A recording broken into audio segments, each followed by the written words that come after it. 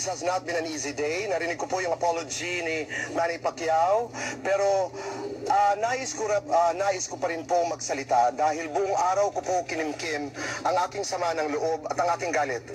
Pero kaibigan Pilipinas, nais ko lamang ilabas po ninyo ang network, ang ABS-CBN, ang programang ito, ang Tonight with Boy Abunda. I take full responsibility of all the statements that I'm about to say. Akin lamang po ito. Sinabi ni Manny Pacquiao na common sense lamang daw po. Dahil wala naman tayong nakikitang mga hayop na bakla o kaya lesbiana. At dahil wala naman daw tayo nakikita, mas mabuti pa ang mga hayop dahil alam nila ang lalaki at saka ang babae.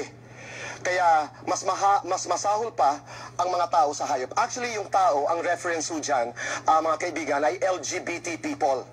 Okay, mga bakla, bisexuals, etc. Yun ang kanyang ibig sabihin. Sobra ho akong nasaktan. Ang sama-sama ho ng loob ko dahil sobra po ang aking paggalang kay Manny Pacquiao. Alam niyo po, hindi ko alam kung anong pamantayan yan ang sinasabi niyang tao. Kung ang tao ay nananakit, kung ang tao ay nanyuyurak ng karapatan ng ibang tao, gugustuhin ko na po maging hayop. Kung ang ibig sabihin po ng hayop ay gumagalang, ang ibig sabihin ng tao ay ng hayop ay nagmamahal, then I am an animal. Alam niyo po, sometime in 2012, ako'y nagsalita in defense of Manny Pacquiao.